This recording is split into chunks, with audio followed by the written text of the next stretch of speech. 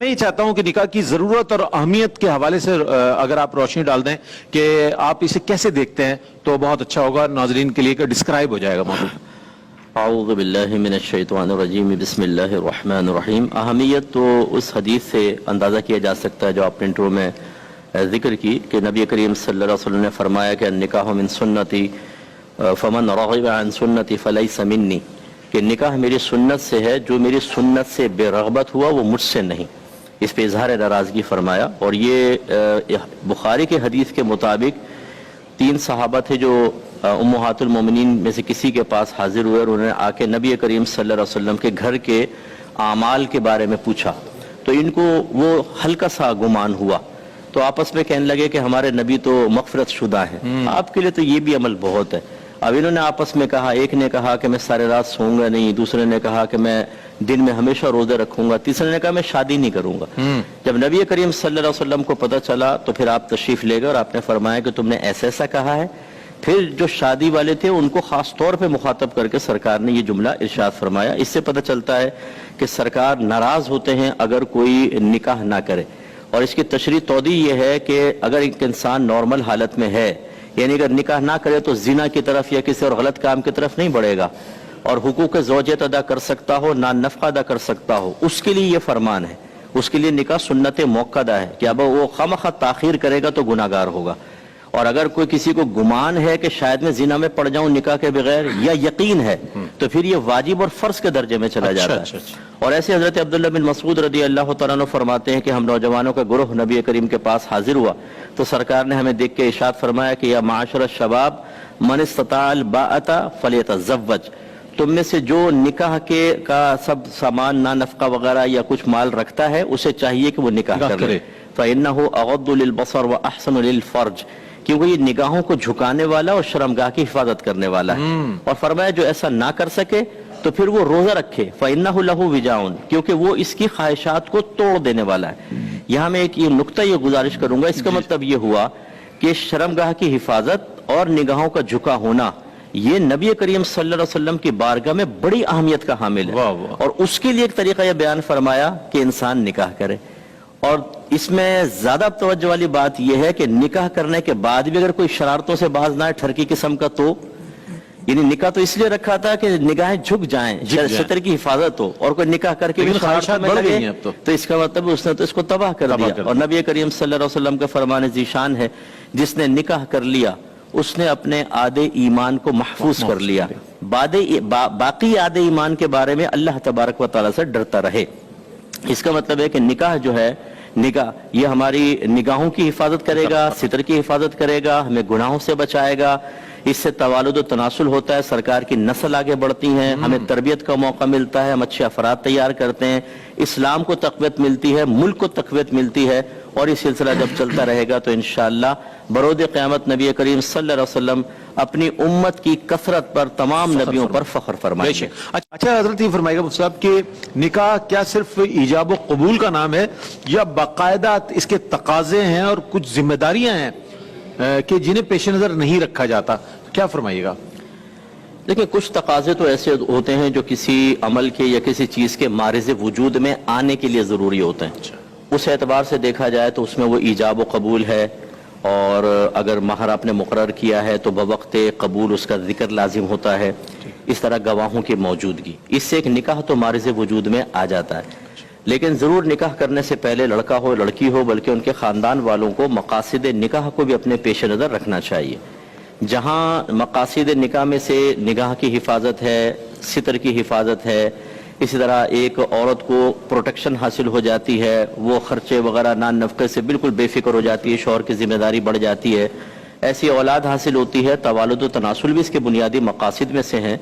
लेकिन एक बहुत बड़ा मकसद जो हम फरामोश किए बैठे हैं कि अल्लाह ताला ने फरमाया या अय्युहल्लज़ीना आमनू क़ू अनफुसकुम व अहलिकुम नारा वक़ूदुहा अन्नास वल हिजारा, ए ईमान वालों अपने आप को और अपने घर वालों को जहन्नम की उस आग से बचाओ जिसका ईंधन आदमी और पत्थर है। इसका मतलब ये भी एक बड़ी शौहर की जिम्मेदारी बन जाती है। वो शादी करते ही अपनी बीवी की जुल्फों का असीर तो हो जाता है, उसके चेहरे पे फैली हुई मुस्कुराहट देखने के लिए चाबियां भी देता है, कभी फ्लैट की चाबी, कभी उसको पिकनिक पॉइंट पे ले जा रहा है, किस तरह बीवी राजी हो जाए। कुछ अरसे बाद ये कैफियत अगरचे बदल कर बिल्कुल जस्ट अपोजिट भी हो जाती हैं, लेकिन शुरू का शौक, लेकिन शुरू में उसको ये सोचना चाहिए कि अगर अभी मैं एक माहौल क्रिएट करूंगा और मकसद निकाह को जो कुरान ने बयान किया पूरा करूंगा तो आगे चल के ठीक रहेगा।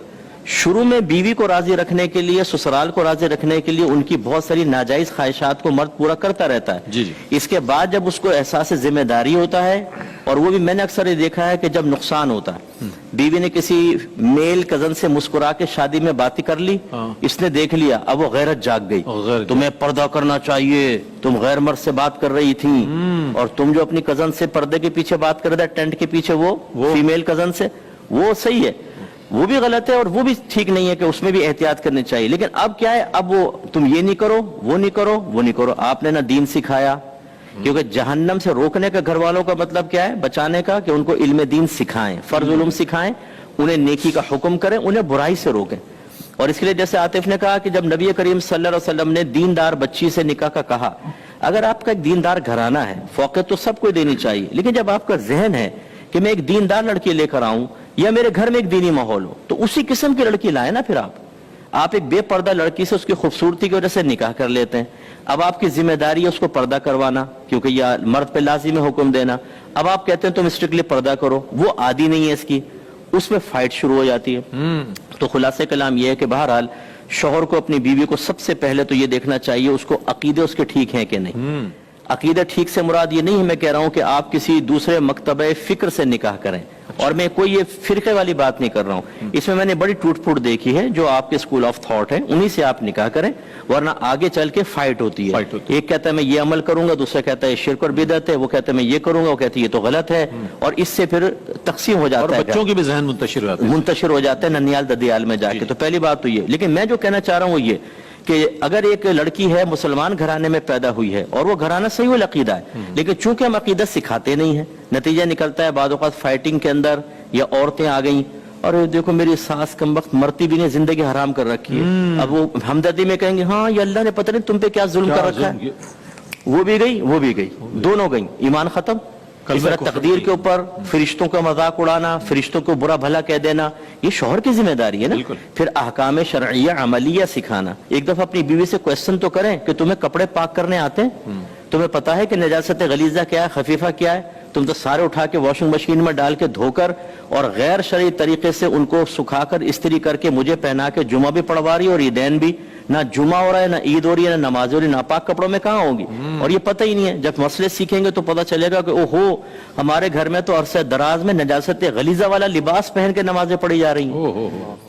इसी तरीके से फिर जो आपने शुरू में फरमाया निकाह के मसाइल, तलाक के मसाइल, यकीन कीजिए मुझे ऐसे ऐसे मसले मिले हैं, इन्हें केसेस आए हैं 20 साल पहले तलाक हो चुकी है और तीनों तलाकें हो चुकी हैं, निकाह खत्म है और वो साथ रह रहे हैं, बच्चे भी पैदा हो रहे हैं। अब 3 तलाकों के बाद अगर आपको इल्म नहीं है तो आपकी वजह से कम इल्मी और जहालत की वजह से शरीयत तो नहीं बदलेगी, आपको शरीयत को फॉलो करना है, ना कि शरीयत आपको फॉलो करे, आपकी मजबूरियों को बदलती चली जाए। अब नतीजा क्या निकला, इतने अरसे जिना कर रहे हैं आप और हलाल समझकर, और बच्चे वलद जिना पैदा हो रहे हैं जिनका बाप का नसब भी साबित नहीं होगा बरोज़ क़यामत, उन बच्चों को बाप के नाम से नहीं पुकारा जाएगा।